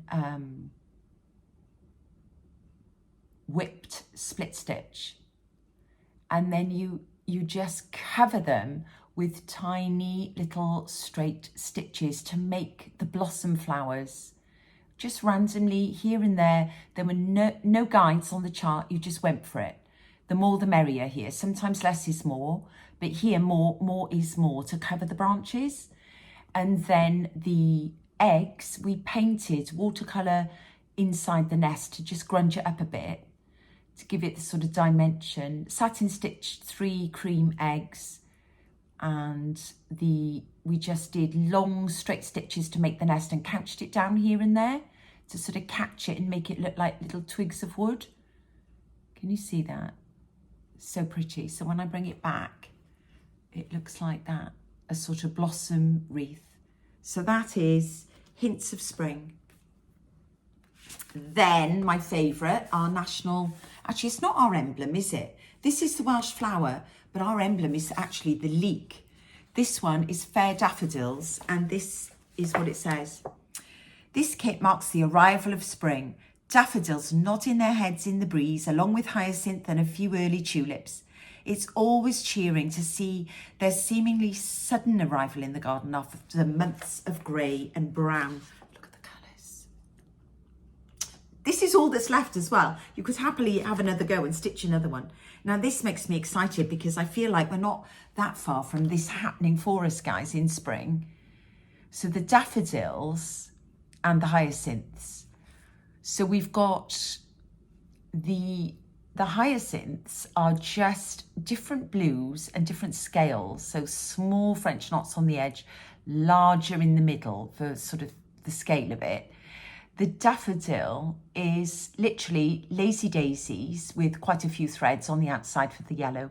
And then in the middle, it's just split stitch that you whip over and over and over with the darker amber yellow. Can you see the texture? And French knots and a few lazy daisies for leaves. Oh, it's so pretty. Now these, I just love that because, you know, that's spring-like, isn't that? I need to iron this again because the hoop marks come back. This just smacks of hope and spring. It's on its way, it's on its way. Next quarter came in this envelope with the peony. So 3 came in that. This was the first. Peony season. Now this is when I started Flosstube. So you've seen this, haven't you, on my maybe second one. Peony season. What does she say about it? She does say something, let me read it. Again, it's gorgeous colours of fruit pastels. I love peony season in the UK. It's fleeting but beautiful, and those fat silky heads of blooms never fail to lift my spirits. This embroidery has been designed with my favourite palest pink peonies in mind. It's an easy piece to complete, but it's got great impact. Wow, isn't that the truth? Because this is it. Look at this slubby linen. All the linens are different every month. And this is one of the real slubby ones. You can see the texture. So this is just, this stitch was just, what do you call it? Hang on, let me check because it's a different way of making a rose again. Stem stitch. It's just stem stitch, but you force them into an oval stitch. So instead of going straight down a stem, you make them into rounds, and you can see how they build up for texture. So clever. And the urn, split stitch mainly, a little bit of whipping to give it the texture of the urn. Oh, there's a thread on there. The berries in the wreath are just lots of little French knots. The spires on the wreaths are French knots, crammed in for texture. And there's some lazy daisies there. Oh, it's just so pretty, isn't it? Peony season, so I'll bring it back for context again. And that will be lovely in the book. So I've lost the months now. I think this is April. January, February, March, April, May, Victorian Rose Basket. Pinks and greens. Oh, beautiful. So this is what she says. Now, this took a long time because this was bullion knots. The more I stitch, the more I learn about the things I really love. The Victoriana theme seems to constantly crop up, and this embroidery design is inspired by the beautiful greetings cards and paper scraps that can often be found in shoe boxes at brocantes and estate sales. Okay, so this is what it looks like. Oh, this I think this might be one of my favourites. So it took forever because the bow is satin stitch, yes. And those roses in the basket are all bullion knots. I love bullion knots. And look at the scattered ones at the bottom. So sorry, I just hit the light. The scattered ones, actually I haven't put the light on. The scattered ones at the bottom are just different sizes of French knots in different colours, you know? So you start larger, you just pile them on, it looks like leaves have fallen. And this, one of my favourite little features, is a mini bullion knot in pink with the calyx, is it what you call it, on a bud of a rosebud, in green, 2 little green bullion knots to hold it. And it just, these look like rosebuds. Look, that's my favourite part of it. But I just think that's amazing. Bullion knots. Okay, that's that. You've seen this one before for sure. This is Hydrangea Bouquet with all the periwinkle blues. If there is any flower that doesn't mind a bit of rain, it's the hydrangea. The weather in England is partly to blame for the inspiration behind this design, with huge delicate blooms of the flower gathered together in a bouquet. I love hydrangeas. Phil hates them. He calls them granny plants. But there we are. That's the first bunch pulled into a bouquet, if you like. And the yellow colour and the beige colour is sort of pulled in to make them look like the faded ones. And then some really bright periwinkle blues to make the more purple ones. Can you see the texture? And can you see the leaves? Closed fly stitch, a beautiful, fun, effective stitch. And it's all tied. Is that raffia? No, it's just DMC. Okay. And yeah, okay, hydrangea bouquet. So that was April, May, June. July, August, September came in these. Isn't that pretty? That's the fabric that Nikki had designed to cover the inside of that bag that we had in our Christmas Eve box that I showed you, the rice bag. Oh, love, love, love that. This first one is the Queen Anne's lace. Remember, it was all in whites. The photo didn't do it justice. We had a chat about warm whites and how effective warm whites and beiges are. So this is the limited colour palette in this kit. Really shows the texture and delicacy of Queen Anne's lace. It proves that an embroidery does not have to be complicated to be beautiful. And that's so true, because this was just so simple. It's a mass of split stitch, French knots, but it's about piling them in for the texture look. Actually, the light is making a difference.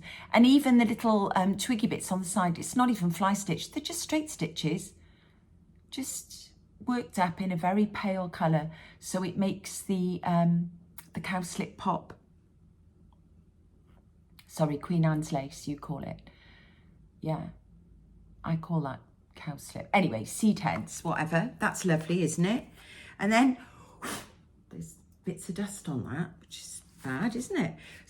Something blue, which was a nod to wedding season. Here, something borrowed, something blue, something old, something new.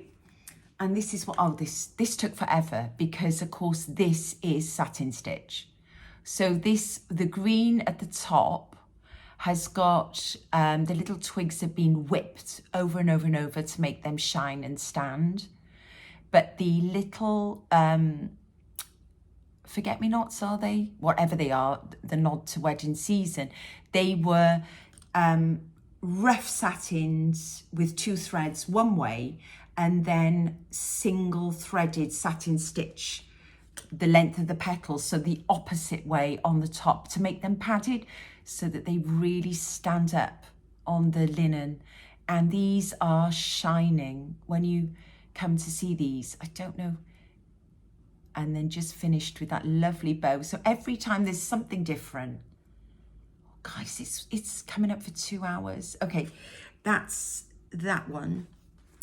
Then Fields of Gold with all the different types of colours, all the golds, all the browns, and all the types. We've got sunflowers, we've got wheat, barley, golden crops, and oats in the middle. The golden crops are bullion knots, you can see them. There's another little loose thread, bear with. The sunflowers are just a mass of French knots surrounded by straight stitches. So simple and yet very effective look. My favourite are these, look at these, closed fly, right, take my face out of it. Closed fly stitch leaves, can you see they look like wheat? Just amazing, amazingly clever. Yeah, there they are.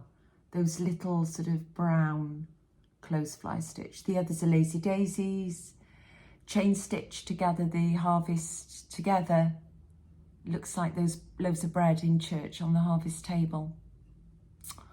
Oh man, love it so much. The last 3, I'll wait till you see the last one, guys. You haven't seen that. Mexican fleabane. Remember, it's the little stitches. Again, let me show you the colours. The little flowers that grow in Nikki's garden between the rocks. Beautiful. And that bright pop of pink, what we did was we put one thread with 2 whites and only to dilute it down to make it look like raspberry ripple. There, now is focusing today. I've learned not to get my head in it, guys. And you only do that bright pop 1 in every 4 or so, you know? So it looks pink overall, but it's not too much. It's just knocking it back again. And then in the middle is quite a bright yellow. All DMC, by the way, these threads. Nikki, you don't need silk with Nikki. She's just so genius with her colour. And we like the matte look for embroidery. It shines plenty. This is just straight stitch. This is all about building it up with the sheer volume of stitches. Whereas one on their own is just so simple. And then the little leaves are just V's, seed stitches of green V's. You can see here and there, and a couple of random French knots. So that's a heart wreath. Mexican fleabane. We call it a rigodon or something, is it? Then the November one was a nod to thankful floral hearts. So a nod to Thanksgiving here. I love this because of just the variety. No 2 parts of this are the same. Hang on. One of my woven wheels thread on the top. I should have couched down a bit more. Okay, so in here we've got everything, haven't we? We've got a nod to Christmas at the bottom with a pink poinsettia with padded satin stitch. We've got woven wheels in pink with a little bit of blue in there. We've got hydrangeas, which are just seed heads. 3 pink woven wheels clustered together. The huge daisy here in cream with tiny French knots in the middle. Padded satin stitch. We've got a blue heart in the middle. We've got these purple, just folky flowers with tiny, tiny French knots in the centre. And the blue flowers are all padded satin in a heart.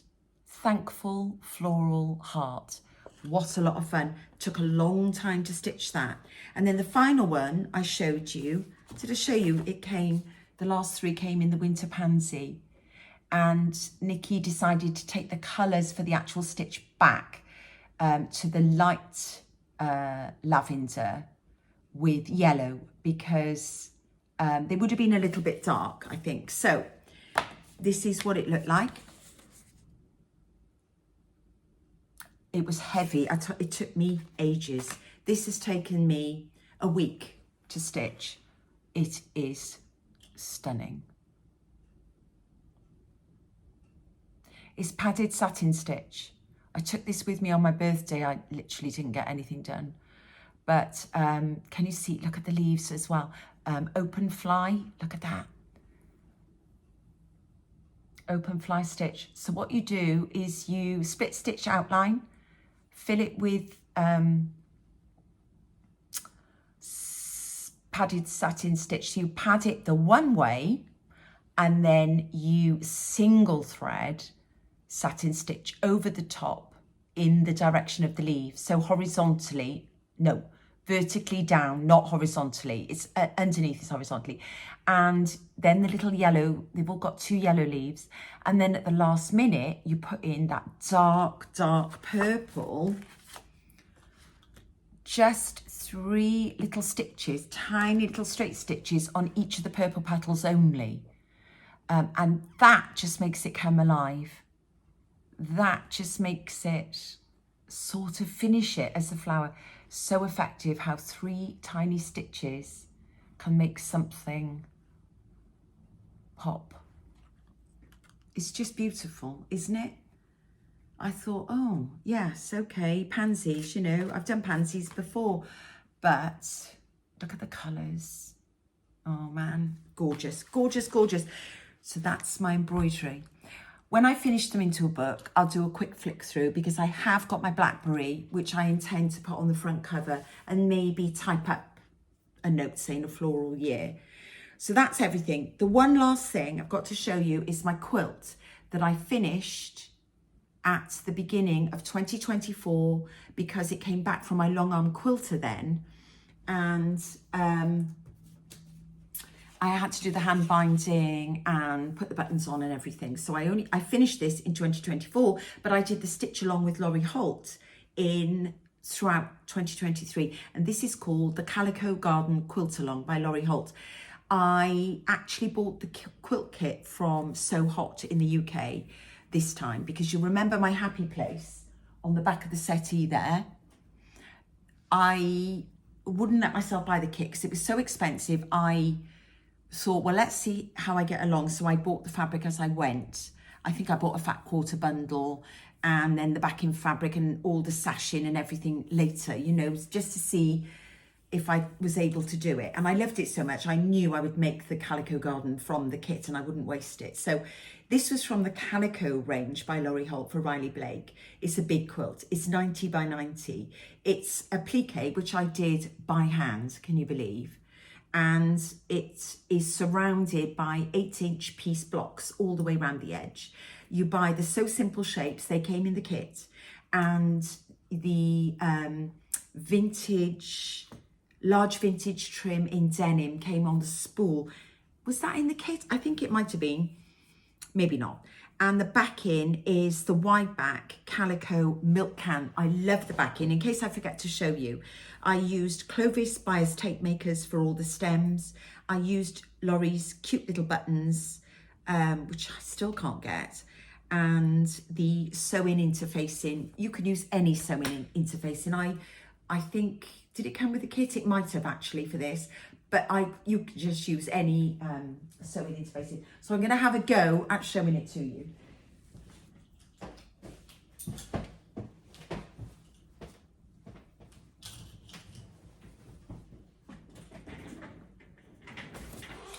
I've hardly left myself any space. I'm very, very proud of this quilt because I think it's just gorgeous. It lives on the ladder next to me, just behind this door. And when I saw Carrie from Red Velvet Quilts, hers was in the background with the girl in the garden, I thought, I don't care how long this takes, I'm going to have to share it, because what's the point in me not sharing it with all you lovely girls that are quilters? So here we go. Across the top, we've got the 8-inch star flower blocks. So all of them were pieced, and then at the last minute I hand appliqued the brown circles onto them all.